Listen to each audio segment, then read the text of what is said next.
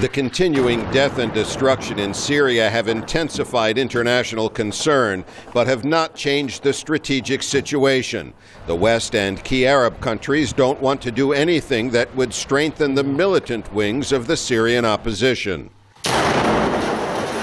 That was the dilemma facing U.S. Secretary of State John Kerry and other foreign leaders when they met with key Syrian opposition figures in Rome on Thursday. The result was a $60 million increase in U.S. civilian aid. This funding will allow the opposition to reach out and help the local councils to be able to rebuild in their liberated areas of Syria so that they can provide basic services to people who often lack access today to medical care, to food, to sanitation.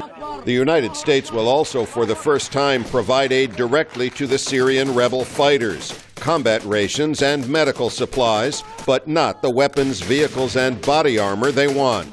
There's concern that any aid could fall into the hands of the militants. And there's another reason, according to Daniel Serwer of Washington's Middle East Institute, a desire not to antagonize Syria's main foreign supporter, Russia. The United States needs Russian help on Afghanistan for the withdrawal of the American troops through the Northern Distribution Network, troops and equipment, and it needs Russian help for the P5+1 nuclear talks with Iran.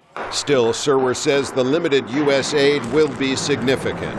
I think it'll make a difference, because I think if the opposition starts to be seen as a real alternative to the regime, that would make a big difference both within Syria and more broadly in the world.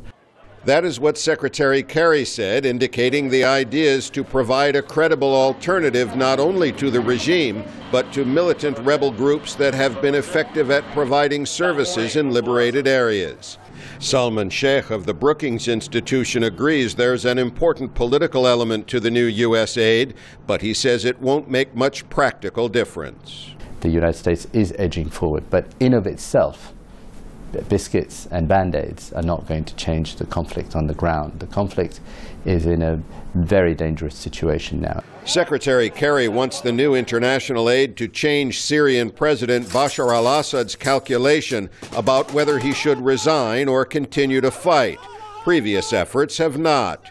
Nor have the passage of more than a year and Assad's increased attacks on civilians changed the U.S. calculation that it is best not to get involved militarily or even to arm the opposition it supports. Pessin, VOA News, Rome.